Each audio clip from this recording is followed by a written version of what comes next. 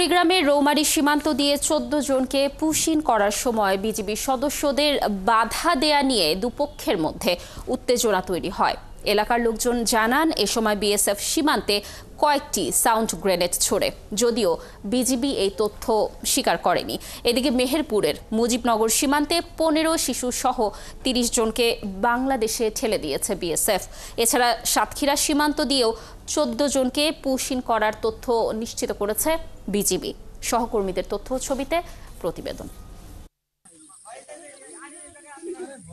মঙ্গলবার ভোর ৪টার দিকে বড়াইবাড়ি সীমান্তের নোম্যান্সল্যান্ডে বিএসএফ ১৪ জন নারী পুরুষকে জড়ো করে। পরে তাদের বাংলাদেশে পুশিন করার চেষ্টা করে ভারতীয় সীমান্তরক্ষীরা। বিজিবি কর্মকর্তারা জানান, পুশিনের বিষয়টি তারা বুঝতে পেরে বাধা দেন।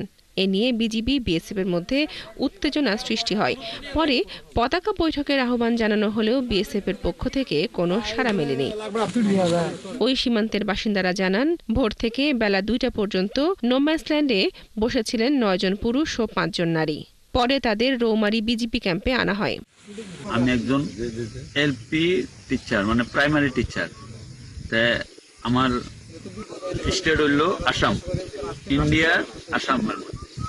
আমার ঘর হইল, আমার থানা পড়ছে মিকিরভেটা, পোস্ট অফিস মিকিরভেটা, জেলা মরিগাঁও, আসাম।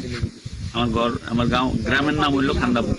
তারা অরিজিনালি ভারতের বাসিন্দা এবং আসামে তারা থাকে, তাদের নাগরিকত্ব আছে, তাদেরকেও অবৈধভাবে বাংলাদেশে অনুপ্রবেশ করে। মেহেরপুরের মুজিবনগরের আন্দরবাস সীমান্তে মঙ্গলবার ভোরে কাঁটাতারের গেট খুলে ৩০ জনকে বাংলাদেশে ঠেলে দিয়েছে বিএসএফ।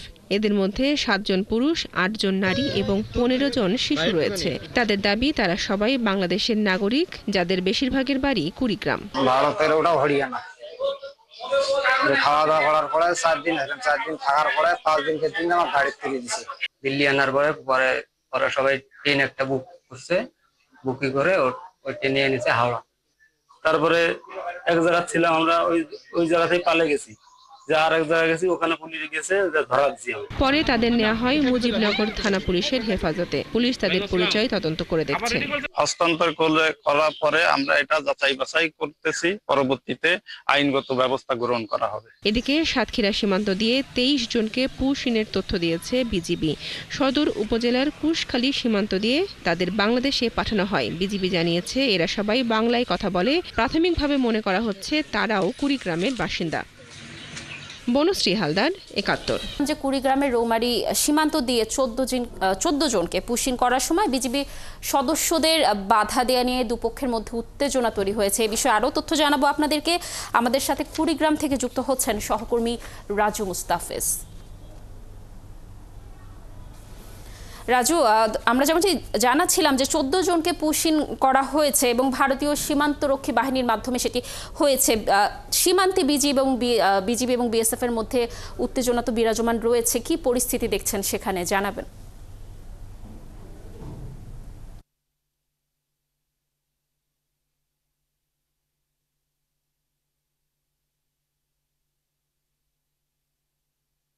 লাবণী, আসলে কুড়িগ্রামের যে অবস্থাটি, কুড়িগ্রামে কয়েকদিন থেকে এই পুশিনের ঘটনায় বিভিন্ন সীমান্তে উত্তেজনা দেখা দিয়েছে এবং এই সীমান্তগুলোতে বিজিপির টহল আরও জোরদার করেছে। আপনি জানেন যে কুড়িগ্রাম এমন একটি জেলা যে জেলাটি একদম সীমান্ত সংলগ্ন। এখানে ভারতের ৩টি প্রদেশ এই জেলার পাশ দিয়ে রয়েছে, আসাম, মিজোরাম এবং পশ্চিমবঙ্গ।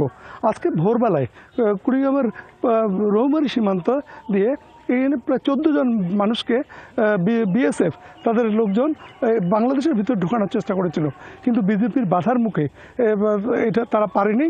এই কারণে বেশ কিছুক্ষণ উত্তেজনা চলছিল এবং অসমর্থিত একটি সূত্র আমাকে বলছে ওই সময় বিএসএফ ৪ রাউন্ড গুলি ছড়েনি, তারা সাউন্ড গ্রেনেড ছুঁড়েছিল। আমি বিভিন্ন এলাকার খোঁজখবর নিয়ে দেখেছি, আসলে সীমান্তে যে মানুষগুলো রয়েছে তাদের আসলে এই মুহূর্তে চরম একটি আতঙ্কে তারা কাটছে, কারণ প্রতিদিনই কোথাও না কোথাও এই ধরনের পুশিনের ঘটনা ঘটছে। আমাকে ৩৫ ব্যাটালিয়নের ডেপুটি কমান্ডার শামসুল ইসলাম জানিয়েছেন যে আজকে ভোরবেলা এইসব এলাকায় রৌমারী যে এলাকাটি দিয়ে 14 জন লোককে ঢুকেছে, এর মধ্যে 9 জন হচ্ছে পুরুষ, 5 জন হচ্ছে মহিলা। তাদেরকে ঢোকানোর চেষ্টা করেছিল, কিন্তু বিএসএফের বাধার মুখে পারেনি এবং এই সময় তিনি স্বীকার করেননি যে আসলে সাউন্ড গ্রেনেড দেয়নি, এই কথাটা তিনি বলেনি। তবে অসমর্থিত সূত্র আমাকে বলছে যে আসলে সাউন্ড গ্রেনেড মেরেছিল। তিনি বলছেন যে তাদের ঊর্ধ্বতন কর্তৃপক্ষ সেখানে গিয়েছেন। আমি সর্বশেষ খবর নিয়ে জেনেছি যে দুপুর 2টা পর্যন্ত তারা নো ম্যানস ল্যান্ডেই ছিল। এই পরে বিজেপি এইসব 14 জন মানুষকে তাদের ক্যাম্পে নিয়ে যায়। আপনি জানেন যে কুড়িগ্রামের যে সীমান্ত জেলা, এখানে 287 কিলোমিটার যে রাস্তাটি সীমান্তের মধ্যেই পড়ে। এই পুরা সীমান্তটি এত বড় যে এখানে অনেক জায়গায় নদী রয়েছে, অনেক জায়গায় কাঁটাতারে বেড়া নেই। এইসব জায়গায় বিএসএফ ইচ্ছাকৃতভাবে অনেক সময় অনেক ঘটনা ঘটিয়ে থাকে। তবে আমাদের বিজেপি সবসময় কড়া ভূমিকা রাখার কারণে তারা এখন পর্যন্ত কোনো অবস্থার সৃষ্টি করতে পারেনি। তবে মানুষজন বলছে যে যেভাবে তারা উত্তেজনা করে, এতে যে কোনো সময় যে কোনো দুর্ঘটনার মতো কোনো ঘটনা ঘটতে পারে। আপনাকে আরেকটি কথা বলে রাখি, কুড়িগ্রামের এই সীমান্ত দিয়ে গত 7 দিনে ফুলবাড়িতে 24 জন, মুনগামারিতে 12 জন এবং আজকে 14 জন লোককে তারা জোর করে এই অঞ্চলে ঢোকানোর চেষ্টা করছে।